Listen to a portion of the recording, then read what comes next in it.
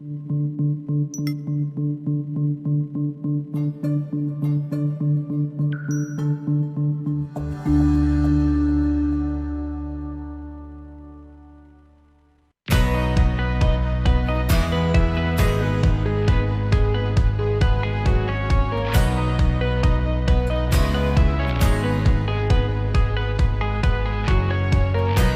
welcome to Coffee with Claire. Life is an adventure to be experienced and done so intentionally. When you take responsibility for your personal growth, you put yourself on the path to fulfilling your life's purpose. Being intentional in your life also opens you up to conversation and to learning.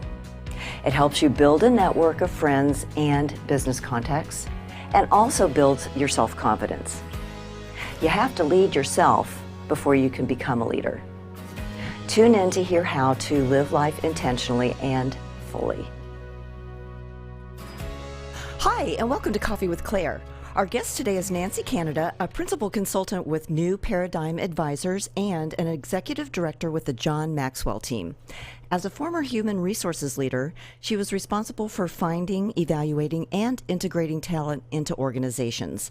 Nancy knows people, processes, and success. Welcome, Nancy. Thank you, Claire. I'm so glad to be here. Well, we are excited to have you here. You are here intentionally. Yes, I am. For a reason. Absolutely. And I love that idea of living intentionally. And I think that a lot of people just kind of live in this kind of void. You know, they get up, they're in the habit of just doing the same thing all the time. They don't think about it. It's almost like a reflex. Right. And when you live your life like that, it probably ends up a little bit differently than if you had something that you were really intending to do. Correct. So can you educate our audience a little bit about that paradigm as far as what living intentionally really does mean? Well, have you ever had a day, at the end of the day, you say, the day got away from me? Oh, yeah.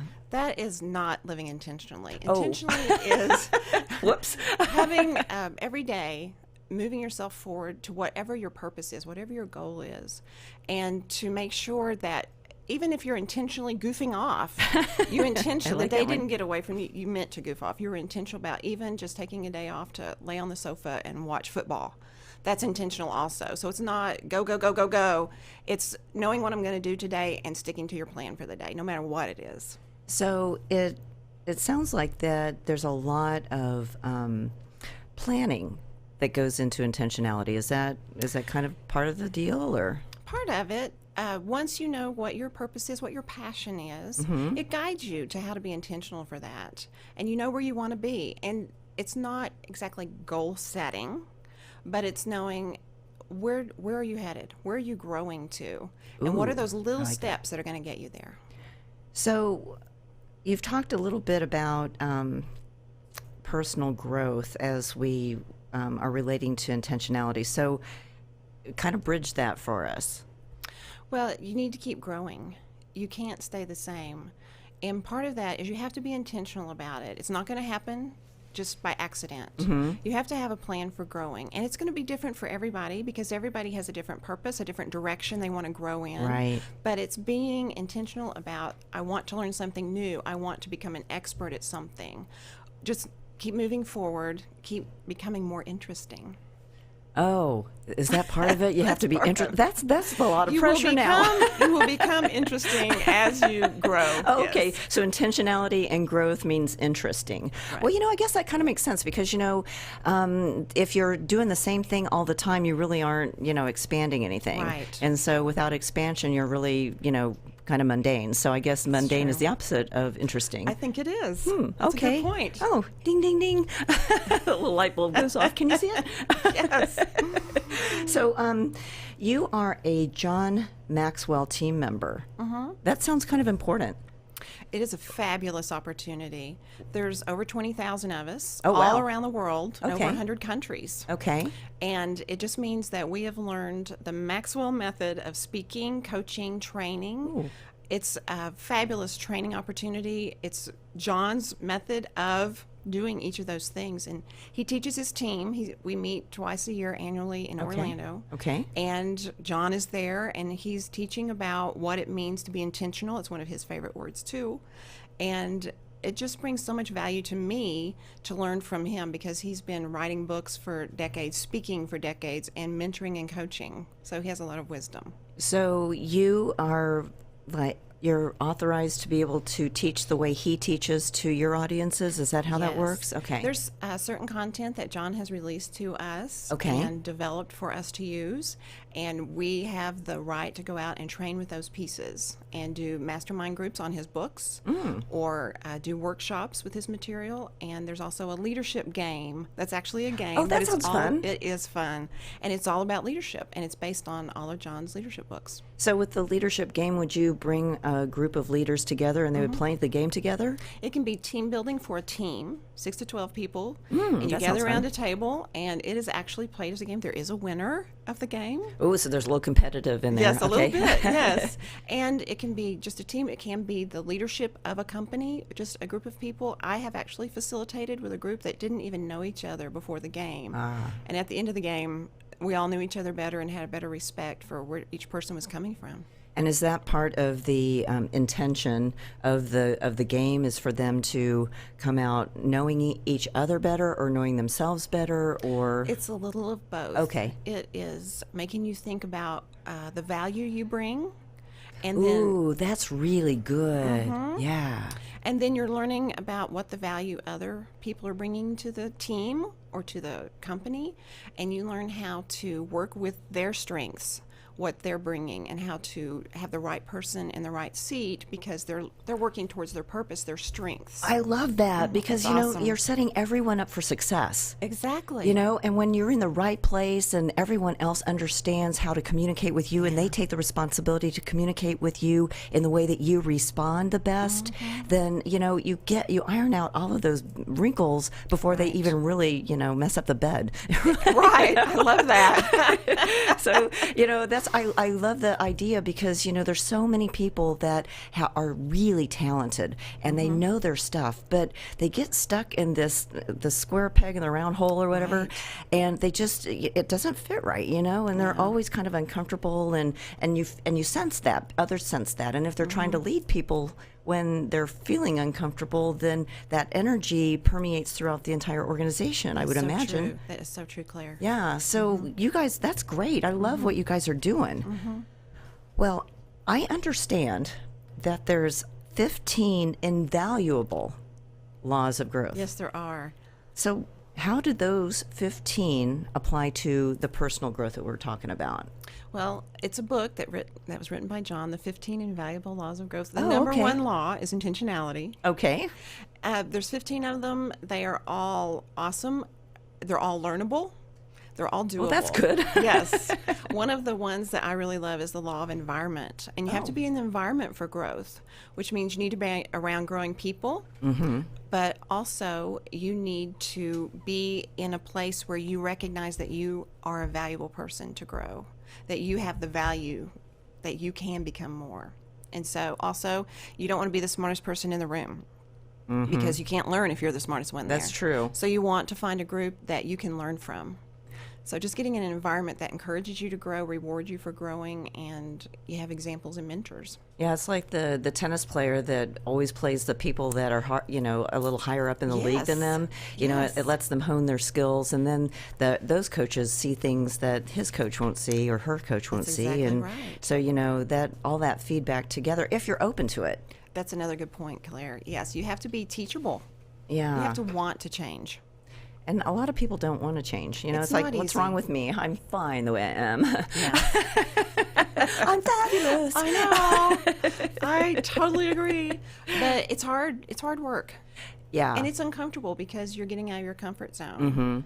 But life begins outside of your comfort zone. Yeah, and a lot of people just get so happy with that comfort that they don't really realize that if they change just a little bit, Yeah. how much better things would be, how much better a relationship with their spouse might be, or how much True. better a relationship at work might be. And I do imagine that when folks are learning these things in a work environment, they can directly apply to their personal lives. Right. Totally. Yeah. Because you're the all same person. applies. You are the same person. No matter where you are, there you go. Right. And if you're growing professionally, you're more interesting personally also. And Yeah. You're more open to networking with other people because you feel like you have something to share with them. Mm-hmm. Yeah, that value part is really big. Yes, it is. So, in the intro, we talked about you have to be able to lead yourself before you can lead others. Right. So, what does that mean to our viewers? Well, if you can't get yourself up out of bed and you're always late to work, you're not going to be able to lead an employee to be on time, to be punctual. If you are always passing off the hard thing to someone else because you don't like to do the hard things, people pick up on that and they don't have a lot of respect. They only respond to you because of authority, not because you're a leader. So first you have to learn to lead yourself, and that's the hardest person to lead. Yeah. And it's a day-by-day small steps of those small wins of, I did what I said I was going to do. Good for me. And just start with those small steps, learning to discipline yourself. So it's really showing what good looks like Yes. and demonstrating every day that you do that walk the walk and talk the talk kind of thing. Absolutely right. And once people see that you're willing to do everything you're asking them to do, they are willing to step to the plate and maybe even do it when they haven't been asked. Right. Okay. Right. All right. So That's it's exactly really it. it's really all about there's a big difference between leadership and management. Absolutely. You know, Absolutely. and- managers manage with what they have. Leaders are looking for new solutions, new opportunities. Ooh, okay. So leaders are seekers too. Absolutely right. Okay, seekers of Yes. information, seekers of knowledge, seekers of new ways of doing things. Ooh, that makes me tingly. I like that. Well, you've mentioned when we were talking before that many companies hit a ceiling and then they just stop growing. And we see that all the time in organizations. Yes. We have a lot of entrepreneurs, small business owners that view and listen to the podcast of Coffee with Claire. How can our business owners have this not happen to them? Well, you have to keep growing, and you have to keep your employees growing. And there's another law of John's. It's in the 21 Laws of Leadership, and it's the law of the lid. The law of the The lid. law of the lid. Okay. And whatever your level of leadership is, you can't lead anyone higher than that. They won't follow you. So you need to raise your leadership lid so that you can raise the leadership of those who are on your team. And so Okay. you have to keep growing and then encouraging and providing opportunities for your employees, your staff, your team to keep growing also. And so by doing that, that's going to allow everyone to grow. Yes. And okay, that lid is a really important factor for the business owners to be aware of. Okay. Yes. So there's 15 laws, and then there's 21 more laws. Yeah. Man, you got to learn a lot of stuff to be a John Maxwell trainer. Yes, and then there's 17 laws of teamwork. So yes, he believes in Ooh, laws. Okay, we've got some pillars of conversation here. Well, it sounds to me that you guys have got a lot of different ways you explain things, and one of the terms I've heard is seeds of greatness. Yes. What does that mean? I believe every person has seeds of greatness in them. Ooh, Every person does. okay. I can Yes. feel mine right here. And it's our responsibility to water them, to nurture them, to make them grow. And that's what growth does, personal growth. And those seeds of greatness, if you're like, what would those be? It's what your passion is. And we all have something that we're passionate about. Yes. And sometimes we don't do anything with it. But those seeds of greatness are just sitting there waiting for you to nurture them, and they will start growing, and you will move into your purpose. And this world needs people living their purpose. Absolutely. And so that's why it's so important to figure out what you're passionate about and then water those seeds of greatness in every person. Everyone has them. There's no exception. And I think that, going back to that value thing that you talked about earlier, if people are awakened to their value, then that's probably where the seeds start to germinate, Yes. right? And maybe not all of them grow at the same time. Maybe you have, a little flower over here, and then you have a grass of, Right. blade of grass over here, and then some wheat coming up the middle. But, because I'm sure all the seeds look different too as they germinate and grow. Right. What a nice surprise for people, Yes. But then is it really a surprise if they're living intentionally? Not at all. Isn't that interesting? It's very interesting how that works. I love that.